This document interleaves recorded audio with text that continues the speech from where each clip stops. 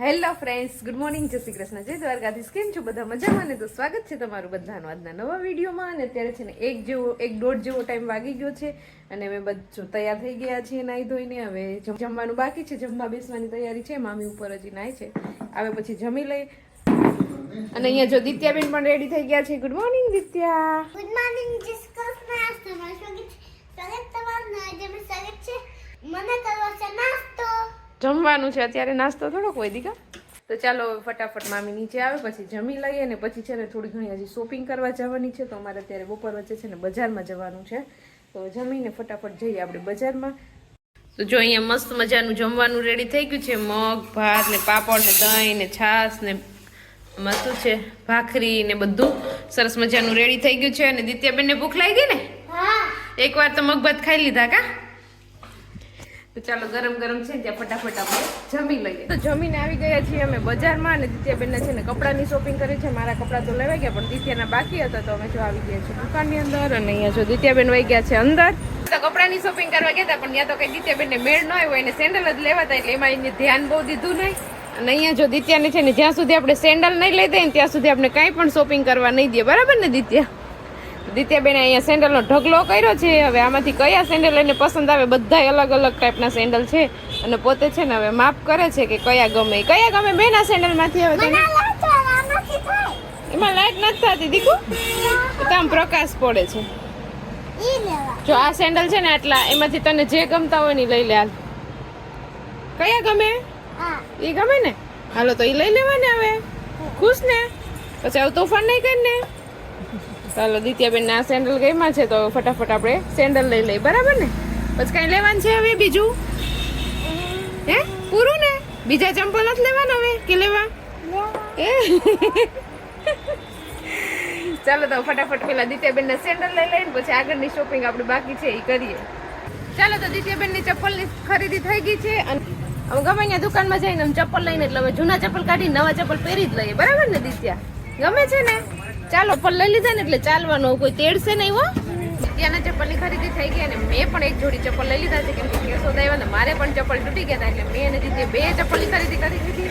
અને વચ્ચે રસ દિત્યા દેખી ગઈ તો જો અહીંયા આવી ગયા છે શેરડીનો રસ પીવા માટે. બરાબર છે ને દિત્યા? રસ કેવો છે બેન? કેવો છે? મીઠો મીઠો કા? ચાલો શેરડીનો રસ પી લઈએ ને પછી આગળ હજી કપડાની ખરીદી કરવાની છે તો એ દુકાનમાં જાય કપડાની ખરીદી કરવા. ચાલો તો ઘણી બધી શોપિંગ કરી લીધી છે અને દિત્યાબેનને ભૂખ લાગી ગઈ હતી એટલે જો દિત્યાબેન અહીંયા નાસ્તો કરે છે કા. અને દિત્યાના એક જોડી કપડાં પણ અમે લઈ લીધા છે. અને હવે દેવી નાની છે ને એને ઘરે મહેમાન આવ્યા હતા એટલે એ મહેમાનને સંભાળવા ગયા હતા કા. આવતા રહ્યા પાછા. અને અહીંયા છે ને કેશોદમાં આપણને કેટલા બધા સબસ્ક્રાઈબર મળ્યા કા. કેશોદના લોકોના બજારમાં જ્યાં જાય ત્યાં ક્યાંક ને ક્યાંક આપણા સબસ્ક્રાઈબર મળતા હતા એટલે કેશોદના લોકોનો પણ ઘણો બધો પ્રેમ આપણને મળ્યો છે. તો હવે દિત્યાબેનને હજી થોડા કપડાં લેવાના બાકી છે. મારે પણ હજી એક બે જોડી જોવાના છે તો હવે જોઈ લઈએ. દેવી મામી આવી ગયા, મેં રાહ જોતી હતી ને થોડું ઘણું લેવાનું હતું એ લઈ લીધું અમે. અને હવે જઈએ હવે બીજી દુકાનમાં કપડાં જોવા માટે. ચાલો તો અત્યારે 9 જેવો ટાઈમ થઈ ગયો છે અને અમે જો શોપિંગ કરી અને આવી ગયા છે મામાની ઘરે. આજે અહીંયા બીજા મામાની ઘરે રોકાવા આવ્યા છીએ અને અહીંયા જો મામી છે ને રસોઈની બધી તૈયારી કરે છે. અત્યારે શું બનાવવાનું છે જમવાનું? આલુ પરોઠા. મામીએ જો એકવાર આપણે પાવભાજી જમાડી દીધા ને પાછા આજે આલુ પરોઠા બનાવવાના છે. શાક રોટલી કર્યો તો શાક રોટલી પછી બેન તું ઘણી ઘણી પડી આવે. હું આવી દીધું મેં છે ને શાક રોટલા હાંજે ખાધા જ નથી. દરરોજ નવીન નવીન આઈટમ જ ખાઉં. તમાર ઘર જઈને ખાજે. હવે તો એમ જ થાય ને કાલ તો ઉઈ જવાનું છે એટલે ત્યાં જઈને શાક રોટલા તો કાલ જ અઠવાડિયું તો થયું ખબર જ ના પડી બેન તું દવાઈ લઈને આવીશ ને. એટલે મામી જો અહીંયા બધી તૈયારી કરે છે. અને અહીંયા જો અમારા મામી ના છે ને મમ્મી આવી ગયા છે. જય શ્રી કૃષ્ણ. જય શ્રી કૃષ્ણ. કેમ છો? મજા આવી હો. હા તો જો એ માં છે ને બેઠા બેઠા આપણને બટેટાની છાલ ઉતારી દે છે અને મામીને પણ થોડો ઘણો ટેકો થઈ જાય કા. મમ્મી આવી ગયા એટલે કહું કે ઘણો બધો ટેકો થઈ જાય.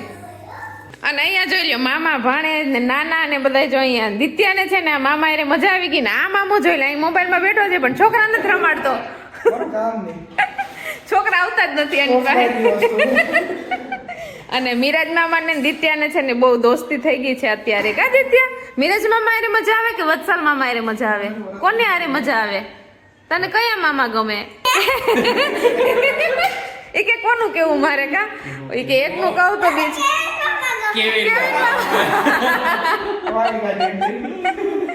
તો કેવિન મામા તો અત્યારે અહીં નથી, અત્યારે તો મિરાજ મામાની ગાડી બેઠી હતી એના ગીત ગા. મિરાજ મામાને નકર કાંઈ નહીં લઈ દે. મિરાજ મામા ખબર છે ને હમણાં શું લઈ દીધું તું? ખબર છે ને?